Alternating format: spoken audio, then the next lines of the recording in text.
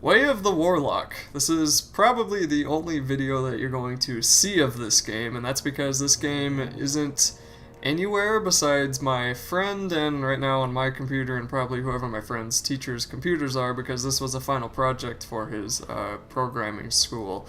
So this is just what he finished. This is the finished thing, and I have to make fun of the wording in the how-to menu. Now this first page is worded pretty well. This one I laugh at because strategy is spelled strategy, and this is his graded copy. So he's gonna, hopefully he won't get marked down too badly for not proofreading, but this is in his graded copy, and supposedly my friend claims he didn't write these menus, so whoever wrote them, I hope that they get in trouble and not my friend if my friend didn't actually write them. Sometimes he lies and it's hard to tell. Anyway, it's also funny because the sentence is a run-on. Each enemy has a different fighting strategy that the boss will combine all of these in stages. I added in that because my brain thought that it should be there. So, you know, no proofreading, but if you're in a programming school, chances are your English skills aren't spectacular anyway. Probably need to go get an English degree if you're going to be writing how-to menus. I mean, come on.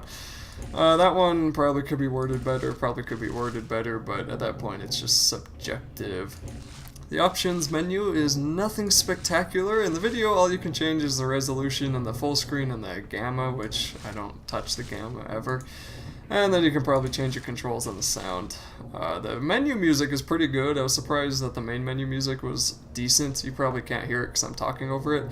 But I'm only mentioning that because the actual music in the actual game is pretty terrible. So here's a menu of the maps, and it starts with long, medium, short maps. For me, I probably would have started this with short, just because it makes sense to start with smaller and then go bigger, but anyway, that's not really anything to worry about.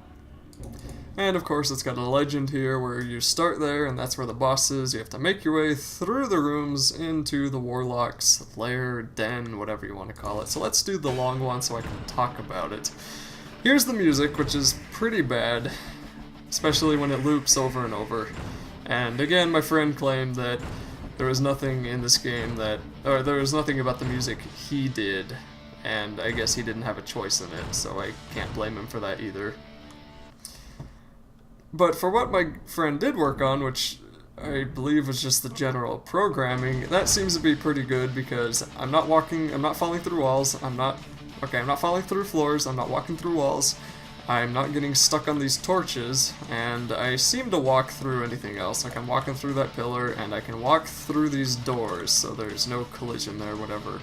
You know, not that it's needed, sometimes it's kind of annoying when you want to rush through. There's also no sprint from what I have been able to tell, so I don't know what that's about. I like the Star of David, didn't notice that before. So you start off with bosses. Door closes off Zelda style, and this boss can't be damaged when it's attacking. Then you get points, and it's... Okay, this is the other thing that kind of bothers me. The resolution seems to be off. I mean, this doesn't feel like 1080p to me. I don't know if that's just because it's split screen, but if it were full screen, this might be more fun because I could see more. You can only move the camera left and right, and I feel claustrophobic playing this just because there's not a whole lot of view. So I don't know if the field of view needs to be up or if it's some other programming lingo I don't understand, but whatever it is, it's kind of annoying that way. I don't like how tight it is, how tunnel vision that you get.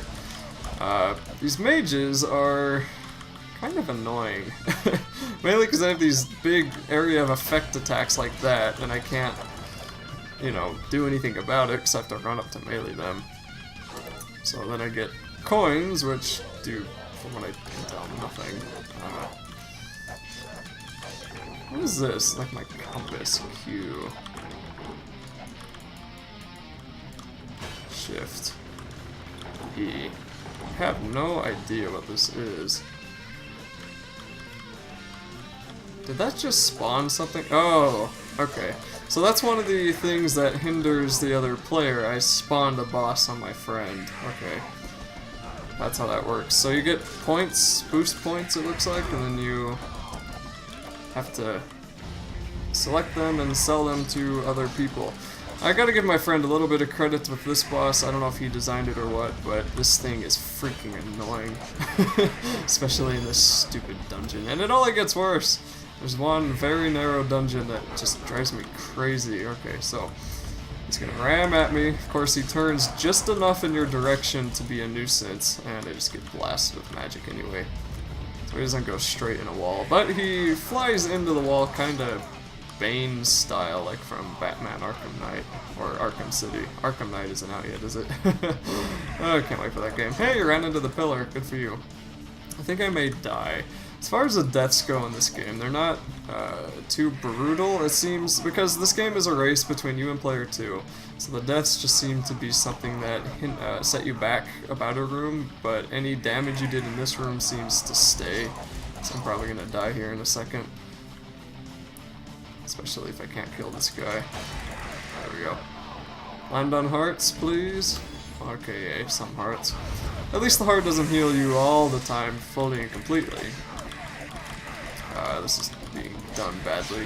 Some of the noises remind me of Serious Sam, and I am fully aware that there's pretty much a sound bank where you can download noises. You can just rent or buy the rights to these royalty-free sounds that, well, they're royalty-free, so I guess you can't buy the rights. But you can pay like $20 a month and you get access to all these sound effects. And I don't know if you happen to use the same sound effect as what you get in Serious Sam, that'd be kind of funny. But it's probably not even the same, it just reminds me of Serious Sam.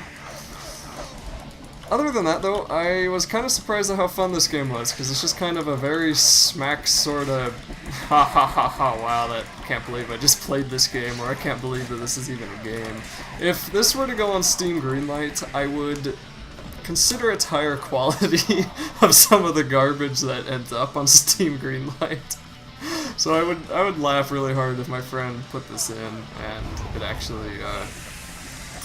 actually passed. I mean, I think that's something that is capable of happening, because if Zombie Solitaire can get on Greenlight or Steam, then why can't this game? Except for the music, they would have to get something like oh dang it, I hate this place. They'd have to get something like Orcs Must Die music, where it's fast-paced, light classical. I mean, right now I'm cornered. Okay. Because this music is pretty terrible. Ah, okay. You know, this room is impossible to dodge that guy, because you can't move left or right far enough to keep him from hitting you. This room's just easy. I do kind of like the blood effects. It's kind of something I wouldn't expect from this kind of game. My biggest complaints, like I said, are the music, bad wording, and how tiny, well not how tiny, but how small your screen is. And I kind of would have liked to see just a pure single player option, because I'm not going to play this game with someone else all the time. So I thought that was kind of weird that you can't play single player. I am playing it on the mouse and keyboard, and it works somewhat well. I don't know how much better it is on the controller. I mean, you only move left or right, so it's a Doom style. You can't move up or down, and that doesn't make a big difference, probably. Alright, so let's see what this guy does to me. This is the boss, the Warlock. Up, okay.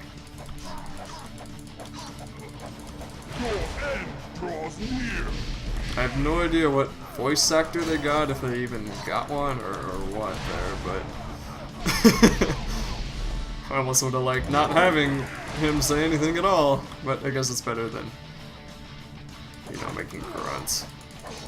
I've heard worse voice acting, though. Again, go on to Steam Greenlight if you want to know an actually bad game. Okay, now this guy follows the attacks of the Molotov. Now we gotta whack you.